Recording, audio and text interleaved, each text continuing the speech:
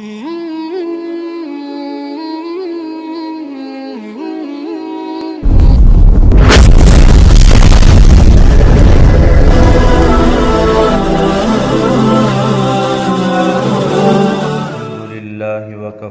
والصلاة والسلام على من لا نبي بعد أما بعد فأعوذ بالله من الشيطان الرجيم بسم الله الرحمن الرحيم يا أيها الذين آمنوا توبوا إلى الله توبة نصوحا قال النبي صلى الله عليه وسلم من لزم الاستغفار جعل الله له من كل ضيق مخرجا ورزقه من حيث لا يحتسب وقال النبي صلى الله عليه وسلم طوبى لمن يوجد في صحيفته استغفارا كثيرا أو كما قال صدق الله وصدق رسوله النبي الكريم ونحن على ذلك لمن الشاهدين والشاكرين والحمد لله رب العالمین۔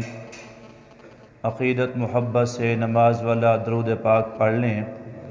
اللہم صلی علی محمد وعلی آل محمد کما صلیت علی ابراہیم وعلی آل ابراہیم انک حمید مجید۔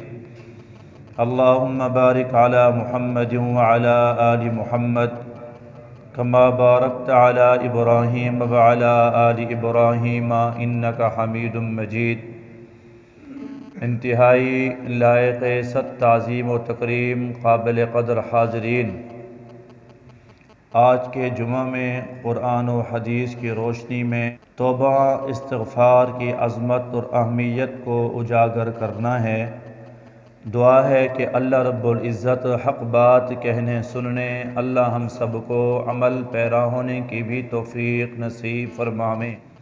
اللہ تبارک و تعالی نے 3 قسم کی مخلوقات پیدا فرمائی ہیں، ان میں ایک مخلوق تو وہ ہے جس کے اندر گناہ کا تصور، نافرمانی کا تصور اور مادہ ہی نہیں۔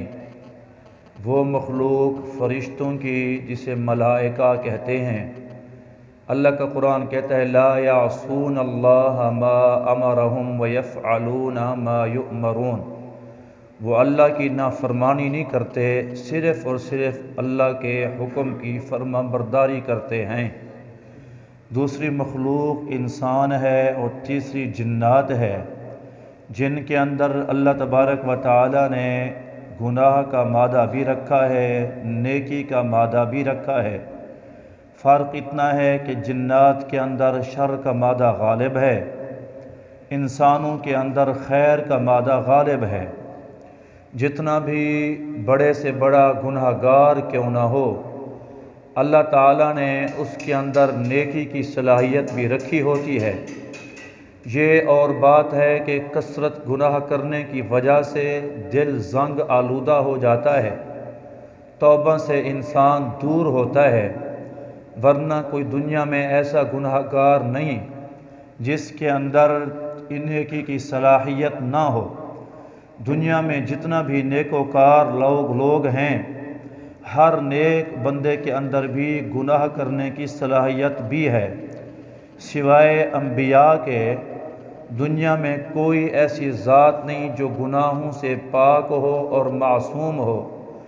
نبی جتنے بھی ہیں اللہ تبارک و تعالی نے سب کو پاک فرمایا اور معصوم فرمایا۔ سارے نبی اور پھر بالخصوص میرے اور آپ کے نبی میں فرق ہے۔ نبی سارے معصوم ہیں، میرے آپ کے نبی معصوموں کے سردار ہیں۔ معصوم کا مطلب ہر نبی کو حکم تھا کہ گناہ کے قریب نہیں جانا۔ میرے اور آپ کے نبی کی باری آئی تو اللہ نے گناہ کو حکم کیا کہ میرے نبی کے قریب نہ جانا۔ باقی جو صحابہ کرام رضوان اللہ علیہم اجمعین کی جماعت، یہ گناہوں سے معصوم نہیں، گناہوں سے محفوظ تھے۔ گناہ ان سے بھی ہوا، لیکن اللہ تبارک و تعالی نے ان کو ایسی توبہ کی توفیق نصیب فرمائی جس کی ایک ایک توبہ پر ہزاروں اگر گناہ گاروں پہ تقسیم کر دی جائے تو اللہ ایک صحابی کی توبہ سے 1000 گناہ گاروں کے گناہ اللہ معاف فرما دے وے۔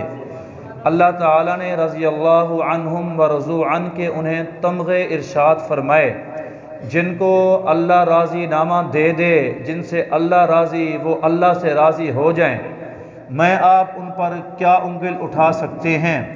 مسئلہ بتانا مقصود تھا کہ اگر صحابہ کی ذات ان سے بھی گناہ سرزد ہو سکتا ہے، میں آپ کس باغ کی مولی ہیں تو مجھ آپ سے گناہ کیوں نہیں ہو سکتا؟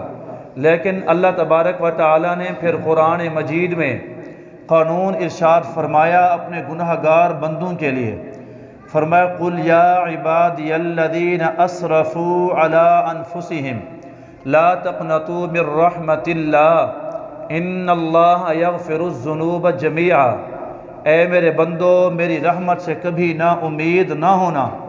اللہ تبارک و تعالیٰ نے قرآن مجید میں بار بار استغفار کی تلقین ارشاد فرمائی۔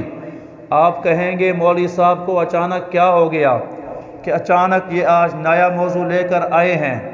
بھائیو، اس موضوع کو انسان کو اتنا آج ضرورت ہے جتنا انسان کو ہوا پانی کی ضرورت ہے۔ اس موضوع کی آج انسانیت کے اندر اتنا ضرورت ہے جتنا انسان کو پیٹ بھرنے کی خاطر روٹی کی ضرورت ہے، کیونکہ اللہ تبارک و تعالیٰ نے اس دنیا میں 2 امانیں نازل فرمائی تھی جس کی وجہ سے انسان اللہ کے عذاب سے بچ سکتا ہے۔ پہلی امان تھی نبی پاک صلی اللہ علیہ وسلم کی ہستی۔ ابو جہل نے ظلم و ستم کے پہاڑ توڑے لیکن مکے کی سرزمین پہ پتھر نہیں برسائے گئے، عذاب نہیں آیا۔ کیوں؟ اس میں پاک پیغمبر صلی اللہ علیہ وسلم کی ذات موجود تھی۔ اللہ نے کہا وَمَا كَانَ اللَّهُ لِيُعَذِّبَهُمْ وَأَنْتَ فِيهِمْ، اے نبی جی جب تک آپ اپنی امت کے اندر رہیں گے میں آپ کی امت پہ عذاب نہیں بھیجوں گا۔ اور آگے اللہ نے فرمایا وَمَا كَانَ اللَّهُ مُعَذِّبَهُمْ وَهُمْ يَسْتَغْفِرُونَ۔ پھر دوسری امان یہ ہے کہ جب تک تیری امت استغفار کرتی رہے گی میں انہیں عذاب نہیں دوں گا۔ پہلی امان جو تھی وہ ہمارے اختیار میں نہیں تھی، جب تک اللہ نے چاہا پاک پیغمبر روئے زمین پہ جلوہ افروز رہے۔ جب اللہ تبارک و تعالیٰ کا فیصلہ امر آیا، اللہ سے حضور کی ملاقات ہو گئی، امت کے پاس اللہ کے عذابات سے بچنے کی خاطر وہ ایک چیز ہے اور وہ کوئی اور نہیں، وہ استغفار ہے کہ جب تک ہم استغفار کرتے رہیں گے اللہ کے عذابات سے محفوظ رہیں گے۔ دنیا پریشان ہے کہ جی کاروبار کے اندر برکت نہیں، دنیا پریشان ہے دکھ میں تکلیف میں جی ہم پڑے ہوئے ہیں تعویذ دیں، دنیا پریشان ہے جھوٹے مقدموں میں جی پھنس گئے ہیں پریشان ہیں، دنیا پریشان ہے کہ بیٹے کی نوکری نہیں ہو رہی۔ نبی پاک صلی اللہ علیہ وسلم نے نسخہ کیمیا ارشاد فرمایا من لزم الاستغفار، جس بندے نے استغفار کو مضبوطی سے تھام لیا، لازم پکڑ لیا، جعل اللہ لہ من کل ضیق، ایک روایت میں ہے من کل ہم فرجا، اللہ ہر تنگی سے نجات عطا فرمائیں گے، ورزقہ من حیث لا یحتسب، اللہ ایسی جگہ سے رزق دیں گے جہاں اس کا گمان بھی نہیں جائے گا۔ حضرت حسن بصری رحمۃ اللہ علیہ کے پاس ایک آدمی آیا، کہا جی کیا کریں کھیت سوکھ گئے بارشیں نہیں ہو رہی، فرمایا استغفار کرو۔ دوسرا آدمی آیا، کہا جی فقر و فاقہ غربت ہے، فرمایا استغفار کرو۔ تیسرا بندہ آیا، کہنے لگا جی حضرت کیا کروں بچے نہیں ہو رہے، اولاد کے بغیر پریشان ہوں، فرمایا استغفار کرو۔ ایک بندے سے رہا نہ گیا، کہا حضرت کیا بات ہے، مریض مختلف تھے نسخہ ایک ارشاد فرمایا یہ نسخہ میرا نہیں، یہ قرآن کا نسخہ ہے، استغفروا ربکم انہ کان غفارا یرسل السماء علیکم مدرارا ویمددکم باموال وبنین ویجعل لکم جنات ویجعل لکم انہارا۔ نوح علیہ السلام نے اپنی قوم کو کہا تھا کہ اگر تم بارشیں چاہتے ہو، فقر و فاقہ ختم کرنا چاہتے ہو، اولاد کی نعمتیں چاہتے ہو، استغفار کرنا تمہارا کام ہے، رحمتیں برسا دینا خود رب کریم کا کام ہے۔ یہ میرا نسخہ نہیں، یہ قرآن کا نسخہ ہے۔ آج اس نسخہ کیمیا کو امت نے چھوڑا ہوا ہے، در در کی ٹھوکریں کھا رہی ہے، امت پریشان ہے۔ جبکہ ہم دیکھتے ہیں نبیوں کو، آپ پڑھیں آدم تا جناب محمد الرسول اللہ صلی اللہ علیہ وسلم، سارے نبیوں نے اس نسخے کو دل کے ساتھ لگایا تھا۔ سیدنا آدم علیہ السلام سے چوک ہوئی، آپ نے دانہ کھایا، زمین پر آئے، آدم علیہ السلام اتنا روئے اتنا روئے اتنا روئے کہ آپ کی گالوں کے اوپر آنسو گرنے کی وجہ سے نشان پڑ گئے تھے۔ ربنا ظلمنا انفسنا وَإِن لَّمْ تَغْفِرْ لَنَا وَتَرْحَمْنَا لَنَكُونَنَّ مِنَ الْخَاسِرِينَ۔ اللہ چاہتا خالی توبہ کے ذکر کرتا، توبہ کے الفاظ ذکر نہ کرتا۔ اللہ نے بڑی شان کریمی میں آتے ہوئے قیامت تک کی صبح تک ہر گناہگار کے لیے اللہ نے توبہ کا طریقہ بھی ارشاد فرمایا کہ جب توبہ کرنی ہو پھر آدم علیہ السلام کی طرح توبہ کرنا۔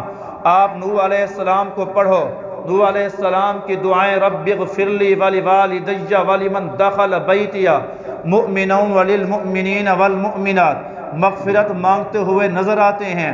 آپ ہود علیہ السلام کو پڑھو، یا قوم استغفروا ربکم ثم توبوا الیہ یرسل السماء علیکم مدرارا ویزدکم قوتا الی قوتکم۔ آپ جس نبی کو پڑھو گے اس میں استغفار کا ذکر اور مغفرت کا ذکر ضرور ملے گا۔ جناب نبی کریم رؤوف الرحیم صلی اللہ علیہ وسلم وہ ہستی ہیں ان کے لیے قریب گناہ نہیں آتا تھا، لیکن باوجود اس کے اللہ کے نبی جو بیٹھتے ایک ایک دن میں 70 مرتبہ استغفار کرتے تھے۔ پاک پیغمبر صلی اللہ علیہ وسلم جو بیٹھتے ایک ایک محفل کے اندر 100 مرتبہ استغفار کرتے تاکہ امت کو پتہ چلے۔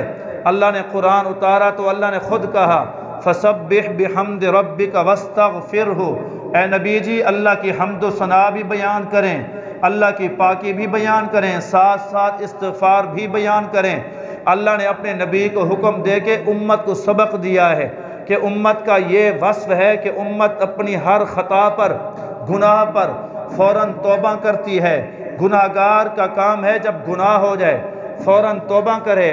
جوانی کے اندر توبہ کرنا یہ سیدنا آدم علیہ السلام کا طریقہ ہے، اور جوانی کے اندر گناہ کر کے گناہ پر اڑ جانا یہ شیطان کا طریقہ ہے۔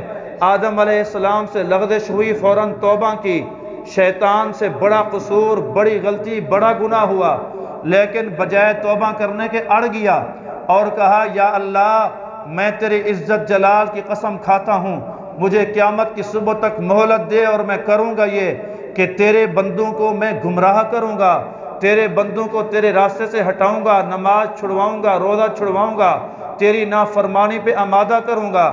اللہ نے فرمایا جا تو زور لگا، مجھے اپنے عزت کی جلال کی قسم، میرا جو بندہ 100 سال گناہ کر کے آئے گا، آ کر توبہ کرنے کی دیر ہوگی، میں رب اس کے 100 سال کے گناہوں کو معافی کے پروانے نصیب فرما چھوڑوں گا۔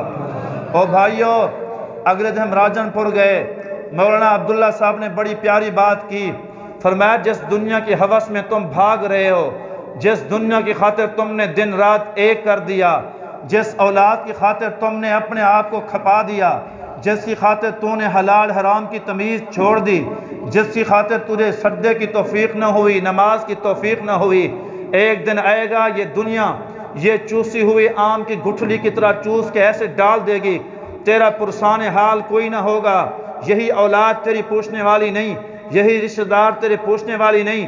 آپ دیکھنا کبھی اپنے علاقے میں بوڑھے ہوں، بوڑھوں کی کیا کنڈیشن ہوتی ہے، ہر کوئی اس سے دور بھاگتا ہے، دنیا اس کو چھوڑ دیتی ہے۔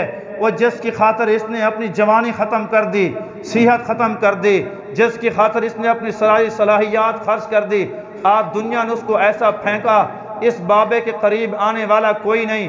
مسلمانوں، ایک رب کا در ہے جس کو ہم نے چھوڑا ہوا ہے، وہ رب ہی ہے۔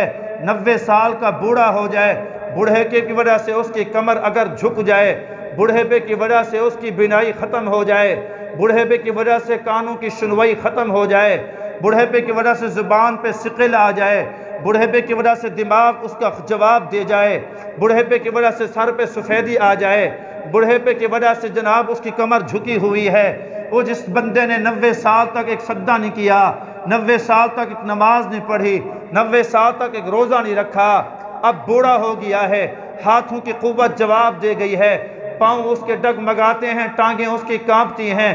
وہ بیوی جو اس کے اوپر جان فدا کرتی تھی، اس کو اپنے ہاتھوں سے قبر میں اتار کر آ گیا۔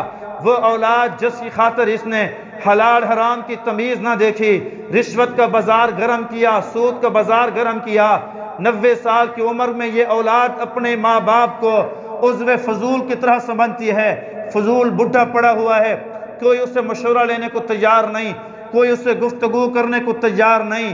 ایسا 90 سال کا بوڑھا کپ کپاتا ہوا، کانپتا ہوا، روتا ہوا، لاٹھی کے سہارے اللہ کے در پہ آئے، ہاتھ اٹھا لے مولا، دنیا سے منہ پھیر لیا ہے، یا اللہ بیوی چھوڑ کے چلی گئی ہے، یا اللہ اولاد نافرمان ہو گئی ہے، یا اللہ کوئی ہمسایہ پوچھنے والا نہیں، کوئی دوست احباب پوچھنے والا نہیں، مولا ساری زندگی تیری ہم نے نافرمانی کی ہے، پر آج مجھے تو یاد آیا، مہربانی فرما، اس بوڑھے پہ رحم و کرم والا معاملہ فرما۔ رب کہتے ہیں او بوڑھے، آنے میں دیر ضرور کی ہے لیکن تیرے گناہ اتنا کم ہیں، میری رحمت بڑی وسیع ہے، پریشان ہونے کی ضرورت نہیں۔ یا عبادی الذین اسرفوا علی انفسہم لا تقنطوا من رحمت اللہ۔ آج تجھے لوگ گلے لگانے کو تیار نہیں، میں رب ایسا غفور الرحیم ہوں، میں رب ایسا کریم ہوں، میں رب ایسا کریم ہوں۔ الا من تاب وآمن وعمل عملا صالحا فاولئک یبدل اللہ سیئاتہم حسنات۔ تیرے 90 سال کے گناہ معاف بھی کر رہا ہوں، تیرے 90 سال کے گناہوں کے بدلے میں رب تجھے نیکیاں عطا فرما کے جنت کے داخلے عطا کر رہا ہوں۔ او بھائیو، آج ایسے رب کریم کو ہم نے چھوڑا، آج ایسے رب کے در کو ہم نے چھوڑا۔ جوانی کی قدر کر لو نوجوانوں، جوان در جوانی توبہ کردن شیوہ پیغمبری، شیشے کا پیالہ ہو ٹوٹ جائے، پھر اس کو آپ الفی لگائیں، گون لگائیں، چیزیں لگائیں، جڑ جائے گا، عیب ختم نہیں ہوگا۔ جوانی تم نے نچھاور کر دی، جوانی تم نے کھو دی، بڑھے پہ کے اندر توبہ قبول تو ہو جائے گی، لیکن یہ جوڑ لگا ہوا عیب تجھ سے نہیں چھوٹے گا۔ پھر تو چاہے گا میں لمبی رکعت پڑھوں، پھر تو چاہے گا میں لمبا سجدہ کروں، لیکن تو نماز پڑھ نہ سکے گا، پھر تو سجدہ کر نہ سکے گا، پھر تو روزہ رکھنا چاہے گا، روزہ رکھ نہ سکے گا۔ اللہ نے جوانی بہت بڑی نعمت عطا فرمائی ہوئی ہے، آج ہم نے اس کو دنیا کے اوپر خرچ کرنا شروع کر دیا، اللہ کے در پہ آنا مسلمان بھول گیا ہے۔ جس در پہ ہمارے مسئلے حل ہونے تھے وہی در ہمیں بھول گیا ہے۔ او مسلمان ہو، ایک بندے کے گھر کو آگ لگ جائے پریشان ہو جاتا ہے، فون گھماتا ہے، فائر بریگیڈ کو بلاتا ہے، ہمسایوں میں واہ ویلا کرتا ہے، اڑوس پڑوس میں آواز دیتا ہے، خود بالٹیاں بھر بھر کے جانب آگ کو بجھاتا ہے، فکر ہوتی ہے آگ بجھ جائے ورنہ سامان جل جائے گا۔ آج چھوٹے بڑے گناہوں کی جو آگ لگا رکھی ہے، چھوٹا گناہ چھوٹی چنگاری ہے، بڑا گناہ بڑا انگارہ ہے، اس پر ہمیں کوئی فکر نہیں ہے، اس کے لیے واہ ویلا کرنے کی ضرورت نہیں تھی، اس کے لیے فائر بریگیڈ میں جانے کی ضرورت نہیں تھی، صرف رات کو اٹھ کے 2 رکعت نماز صلاۃ توبہ پڑھ کے اللہ کو منانے کی ضرورت تھی۔ ہمارا آنسو زمین پہ بعد میں گرے گا، اللہ ہمارے گناہوں کو سب سے پہلے معافی پروانہ عطا فرما چھوڑے گا۔ مسلمانوں، آج استغفار کو لازم پکڑیں، آج بار بار توبہ کرنا سیکھیں۔ اللہ کا دروازہ کھلا ہے، کہیں ایسا نہ ہو رات کا دروازہ بند ہو جائے۔ بہلول کہا کرتے تھے، جب شہر سے آئے تو کسی نے پوچھا بہلول کہاں سے آئے ہو؟ کہا خالق مخلوق کی صلح کرا رہا تھا۔ کیا ہوا؟ کہا خالق مانتا ہے مخلوق نہیں مانتی۔ قبرستان سے آ رہے تھے، کسی نے پوچھا بہلول کیا ہوا؟ کہا خالق مخلوق کی صلح کرانے گیا تھا۔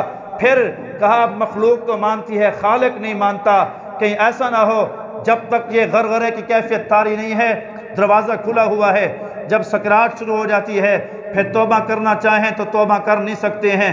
فرعون نے آخر میں کہا تھا آمنت بہ بنو اسرائیل وانا من المسلمین، میں کلمہ پڑھتا ہوں، رب کی توحید پہ ایمان لاتا ہوں۔ فرعون جب غرق ہونے لگا تھا لیکن اس کی توبہ اللہ نے قبول نہیں کی۔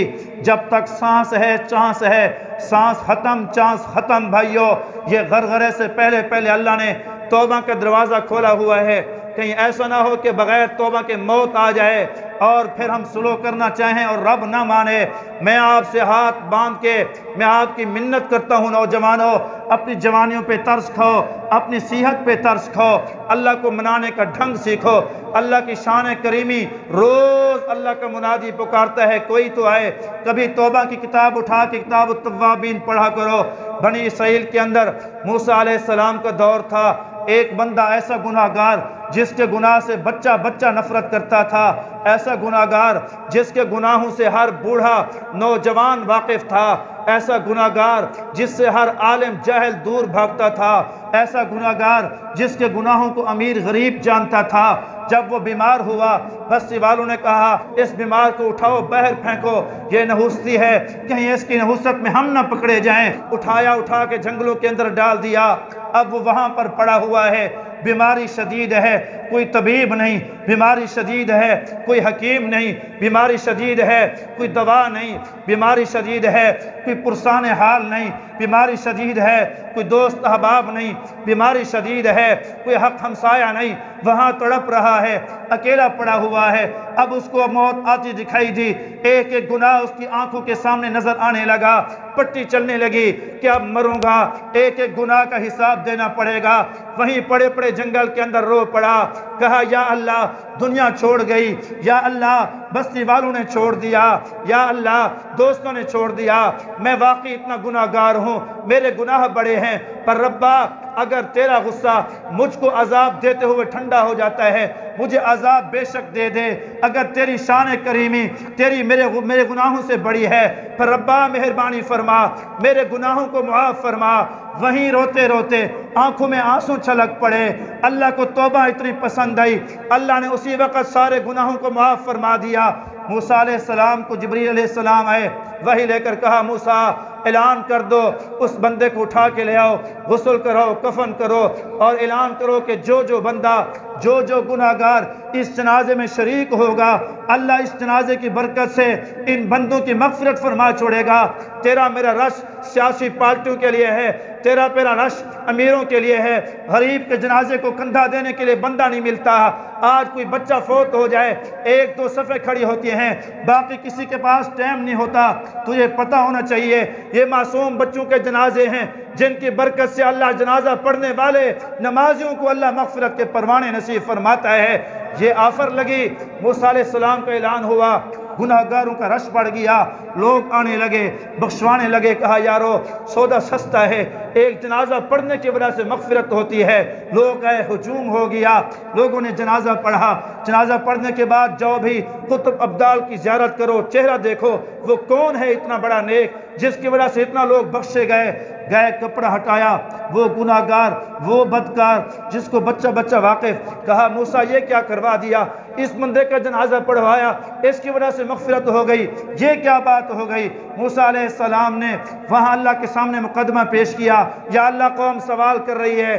اللہ نے فرمایا موسیٰ انہیں کہہ دو مرنے سے پہلے اس نے مجھ رب کو یاد کیا تھا، توبہ کی تھی، اور مجھ رب کو اس کی توبہ ایسی پسند آ گئی کہ اس نے تو اپنی مغفرت چاہی تھی، اس توبہ کی برکت سے روئے زمین کے سارے گناہگاروں کی معافی چاہتا تو میں رب ساری روئے زمین کے گناہگاروں کو معافی کے پروانے عطا کر دیتا۔ آج ایک نماز پڑھ لیتے ہیں، ساری دنیا کو گناہگار سمجھتے ہیں۔ مسلمانوں اللہ کے واضح پہ توبہ کرنا سیکھو۔ ہر جمعہ خطبہ کے اندر یہ آیات پڑھی جاتی ہیں، ہر جمعہ خطبہ کے اندر یہ حدیثیں پڑھی جاتی ہیں۔ استغفار کو لازم پکڑو، استغفار کو لازم۔ امام احمد بن حنبل رحمۃ اللہ علیہ تشریف فرما تھے، ایک نوجوان اندر آیا، سلام کیا، آپ نے اس کا دل نخواستہ سلام کا جواب دے کے منہ پھیر لیا۔ اس نے کہا امام صاحب، کیونکہ وہ بندہ نافرمان تھا، گناہ گار تھا، اس کا گناہ دنیا کے اندر مشہور تھا۔ کہا امام صاحب میں نے توبہ کر لی ہے، آپ مجھ سے منہ نہ پھیریں۔ کہا کیسے توبہ کی؟ کہا رات کو سویا ہوا تھا، خواب کے اندر نبی پاک صلی اللہ علیہ وسلم کی زیارت ہوئی، اللہ کے نبی جلوہ افروز تھے، لوگ بیٹھے ہوئے تھے، میرے محبوب نے فرمایا کوئی کھڑا ہو جو مجھ سے دعا کی درخواست کرے، میں اس کے گناہوں کے لیے معافی نامہ اللہ سے مانگوں، مغفرت کی دعا کروں۔ ایک بندہ کھڑا ہوا، دوسرا کھڑا ہوا، اللہ کے نبی نے مغفرت کی دعائیں کی، میں نے اپنے گناہوں کو دیکھا تو مجھے شرم آ گئی، میں نے آنکھیں جھکا لی، نیچے منہ کر کے بیٹھ گیا۔ تو آپ صلی اللہ علیہ وسلم نے فرمایا، او نوجوان کیا بات ہو گئی کہ تو نے آنکھیں جھکائی ہوئی ہیں؟ میں کھڑا ہوا، میں نے کہا اللہ کے نبی میرے گناہ بہت زیادہ ہیں، مجھے شرم آتی ہے۔ محبوب کریم صلی اللہ علیہ وسلم نے فرمایا، زندگی میں کبھی میرے صحابہ کے بارے میں بغض نہ رکھنا، تیرے جتنے گناہ ہیں میں پاک پیغمبر تیرے حق میں دعا کرتا ہوں، اللہ تیرے سارے گناہوں کو معاف فرما دے گا۔ کہا صبح آنکھ کھلی، دل سے زنگ اتر چکا تھا، آنکھوں میں آنسو جاری تھے، میں نے اللہ کو منا لیا، اللہ سے میں نے توبہ کر لی ہے، اللہ نے میری یقیناً توبہ قبول فرمائی ہوگی، میں توبہ طائب ہو گیا۔ نوجوانوں، ذوالکفل کا واقعہ کون نہیں پڑھتا؟ دن رات آپ سنتے ہیں علماء سے، ساری زندگی زنا میں گزر گئی، شراب میں گزر گئی، نافرمانی میں گزر گئی، اس کے بستر پہ ہر روز نئی عورت ہوتی تھی، پیسہ دولت ثروت اس کے پاس تھی۔ ایک عورت اس کے پاس آئی، پیسے اس کو دیے، ہزاروں دینار دے کے اس کو منایا، اس کو بستر پہ لے آیا، جہاں خاوند عورت کے پاس بیٹھتا ہے وہاں ذوالکفل بیٹھ گیا۔ عورت رو پڑی، آنکھوں میں آنسو آ گئے، کہا میری شکل تجھے پسند نہیں؟ کہا بات شکل کی نہیں ہے، بات عزت کی ہے، میں نے ساری زندگی گناہ نہیں کیا، آج گناہ کے لیے تیار ہوئی ہوں۔ کیوں تیار ہوئی؟ کہا مجبوری آڑے تھی، گھر میں فاقہ تھا، غربت تھی، بچے بھوک سے مر رہے تھے، اور غربت کی وجہ سے آئی ہوں، مجبوری کی وجہ سے عزت دے رہی ہوں۔ اس نے کہا یہ پیسے اٹھا لے جا، میں اللہ سے توبہ کرتا ہوں، اللہ مجھے گناہ سے بچنے کی توفیق نصیب فرمائے۔ اسی رات کو مر گیا۔ صبح لوگ آئے، باہر دروازے پر لکھا ہوا تھا، لوگو اللہ نے ذوالکفل کو مغفرت کے پروانے عطا کر کے جنت کا داخلہ نصیب فرما دیا ہے۔